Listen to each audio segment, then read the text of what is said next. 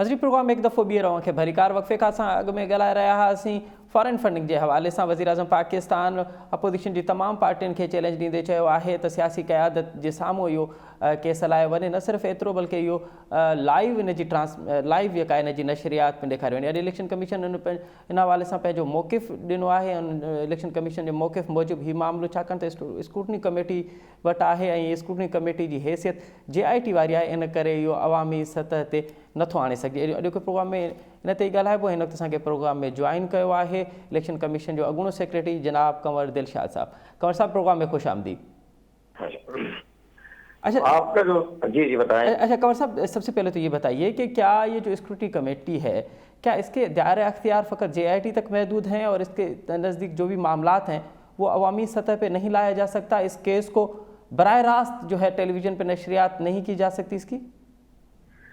देखिए भी असूली तौर पर जो कमेटी बनी है जी, इनको वैसे अगर दूसरे मायने में लिया जाए तो JIT का ही एक रोल था इनका जी। अच्छा, अब ये सुप्रीम कोर्ट ऑफ पाकिस्तान में जब चीफ जस्टिस साकिब निसार साहब थे तो अपने हनीफ अब्बासी साहब ने एक एप्लीकेशन दी कि जनाब फॉरेन फंडिंग का केस अभी तक तकरीबन 4 साल से ज़ेर समाअत है और इलेक्शन कमीशन इस पर गौर खोज नहीं कर रहा। तो उस पर सुप्रीम कोर्ट ऑफ पाकिस्तान ने गाइडलाइन दी। उन्होंने ये कहा कि इलेक्शन कमीशन जो है वो 2009 से 2013 की जितनी फंडिंग हुई है जी, पार्टियों को, उसके आप बाकायदा स्क्रूटनी करें, जांच पड़ताल करें और उसके लिए उन्होंने गाइडलाइन दी कि एक कमेटी बना दें।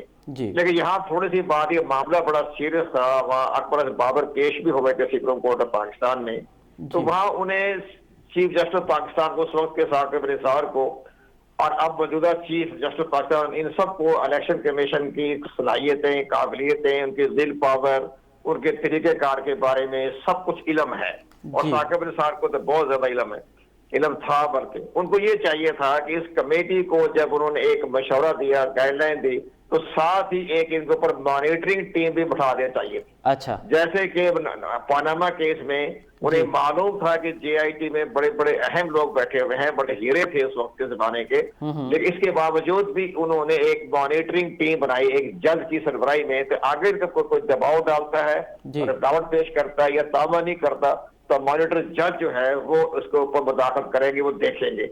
जब उन्हें पता था कि इलेक्शन कमीशन अंडर प्रेशर है, सब कुछ है, तो उनको चाहिए था एक मॉनिटर जज का अपॉइंट भी कर देते कि जी आप बैठे JIT की तरफ पर और हमें आप 3 महीने में रिपोर्ट पेश करें। अब ये एक इंतहाई एक मामूली केस था, वो जनाब उसके ऊपर 1.5 साल तक ये जो है अपनी ये कमेटी जो है वो गौर खोज करती रही, डॉक्यूमेंट देखती रही।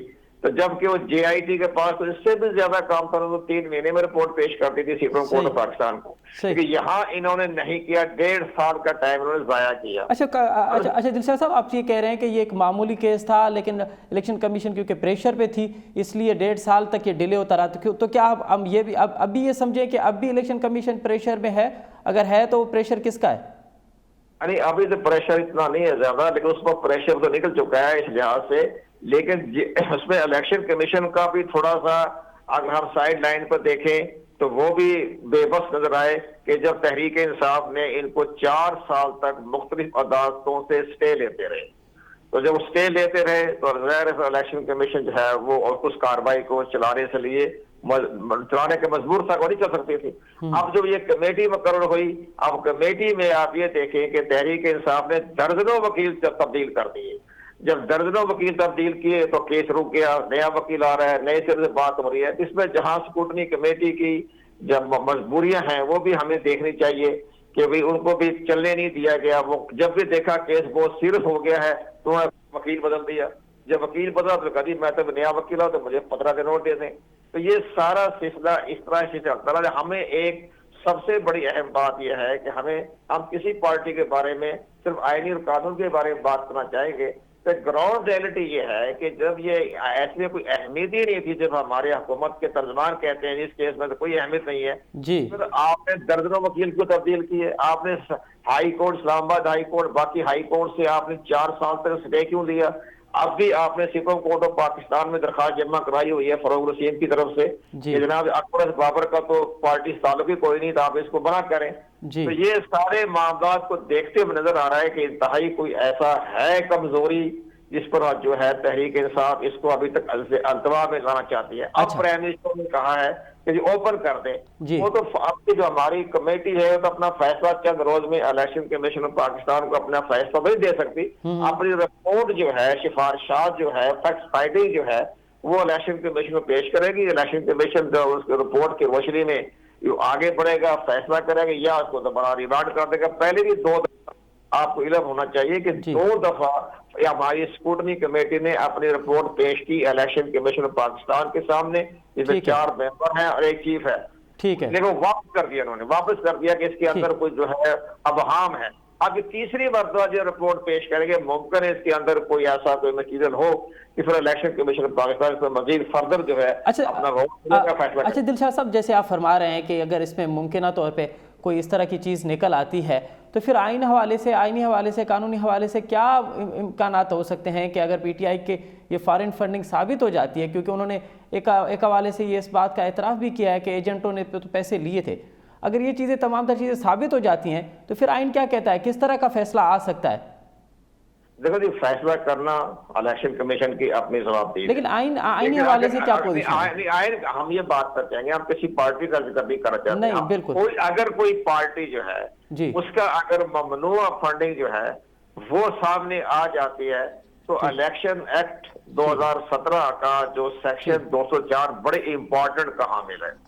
اس میں یہ لکھا ہوا ہے کہ ایسی ممنوع فنڈنگ جو ثابت ہو جائے تو پھر الیکشن کمیشن آف پاکستان اور ممنوع فنڈنگ پروہیبٹڈ فنڈنگ جو ہے اس کو بحق سرکار ضبط کرنے کے اختیارات ہیں اور وہ ضبط کر سکتے ہیں.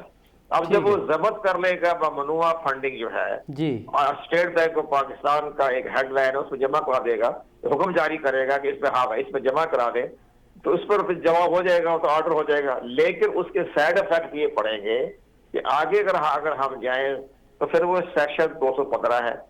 اس میں یہ لکھا ہوا ہے کہ اگر کوئی پارٹی سیکشن 209 204 209 اور 210 اس کی خلاف ورزی کرتی ہوئی مرتکب ہو جاتی ہے تو پھر اس کا سمر جو ہے وہ election commission of Pakistan Vadra کر سکتا ہے. اچھا اب ایک اور بڑی اہم بات جو ہے 204 کے بعد وہ آتی ہے 210.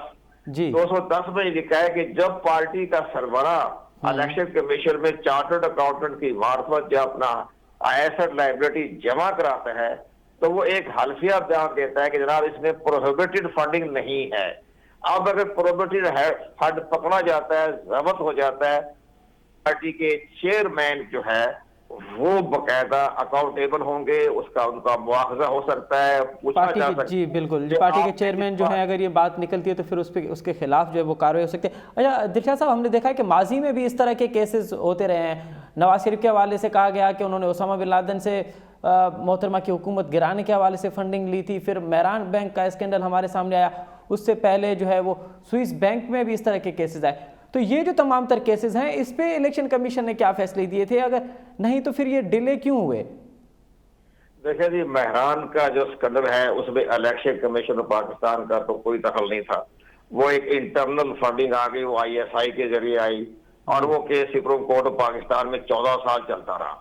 ایر ماسک اصغر خان بیچارے آخری دنوں میں وفات ہی پا گئے. لیکن اس میں سب سے بڑی اہم بات یہ تھی کہ جنرل اسلم بیگ نے بڑی جرأت مندانہ طور پر اور جنرل حمید گل نے بہت اپنے مرحوم نے بھی اقرار کیا کہ ہاں جی ہم نے ایک ملک کے وفات میں ہم نے ایک ITI بنائی تھی اور فنڈنگ دیے تھے ملک کے وفات میں. لیکن اس میں کوئی ایکشن نہیں ہوا. اس پہ الیکشن کمیشن کر تھا وہ سپریم کورٹ آف پاکستان کے ساتھ ان کا اسد درانی جو تھے ISI کے DG انہوں نے بھی اقرار کیا کہ ہاں جی ہم نے پیسے دیے.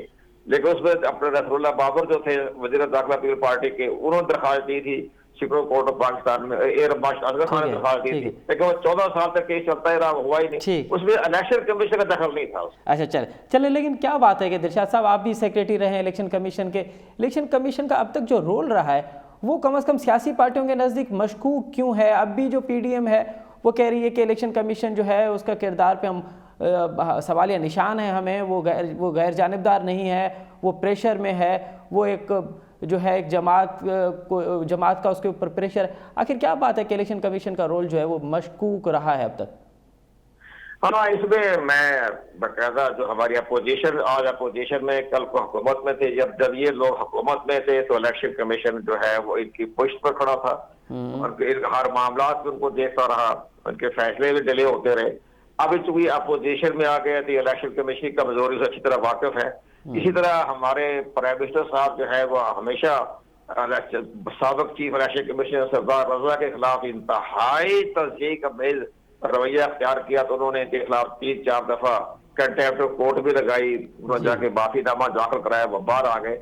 लेकिन हर हुकूमत के जो अपोजिशन है हमेशा इलेक्शन कमीशन को तरकीब आती है, जब हुकूमत में आ जाती है तो वो सबसे करीब तरीन उनके डिफेंड में आती है, उनके स्पोक्स पर्सन जो है उनके डिफेंड में बोलना शुरू कर देते हैं। तो ये सारी चीजें हमारा एक सिस्टम है, हमारा सिस्टम है। लेकिन अगर सिस्टम मजबूत रहे, काम चलता रहे तो फिर ठीक है। अब ये देखे ना, इमरान खान ने बड़ी जंग लड़ी, उन्होंने कहा कि जी मेरे 2013 के इलेक्शन जो हैं वो धांधली हुई है, और वाकया उन्होंने उसके ऊपर पूरी जंग लड़ी, धरने भी दिए, 26 दिन के इलेक्शन कमीशन के सामने जबरदस्त तकरीरें भी की, धरना भी दिया, घेराव भी हुआ, 4-5 दफा तो इमरान खान साहब आए। अब हमारे शेख रशीद साहब कहते हैं कि जनाब ये जो अपोजिशन क्यों आ रही है, कभी ये रवायत नहीं रही। तो शेख रशीद साहब आप भी उस धर्रे में शामिल थे जब इमरान खान आए थे इलेक्शन कमीशन के पाकिस्तान के सामने 2014 में, 2015 में। तो ये हमारे सियासतदानों की याददाश्तें भी कमजोर हैं। ठीक है, तो ये इस तरह से ये मामला चलते रहते हैं। लेकिन इस तरह से ये मामला चलते रहते हैं। बहुत बहुत शुक्रिया कंवर दिलशाद साहब। कंवर दिलशाद साहब जो नाज़रीन अवं तर्ज़ु ॿुधो, उन्होंने चवणु आहे त जॾहिं सियासी पार्टियूं अपोजिशन में हूंदियूं आहिनि त उन्हनि खे इलेक्शन कमीशन जो किरदारु मशकूक नज़र ईंदो आहे, ऐं जॾहिं इहे सियासी पार्टियूं इक़्तिदार में अची वेंदियूं आहिनि त पोइ इलेक्शन कमीशन इन्हनि खे गैर जानिबदार ऐं बहितर नज़र अचे थी पई। पाकिस्तान जे गुज़िरियल 70 सालनि में इहो सिलसिलो ईअं रहियो आहे। हाणे ॾिसणो इहो आहे त ईंदड़ ॾींहंनि में इलेक्शन कमीशन जो किरदारु फॉरेन फंडिंग केस जे हवाले सां कहिड़ो थो थिए। हिते वठो था नंढी साई, ऐं साई खां पोइ प्रोग्राम ॿीहर हाज़िर थींदासीं।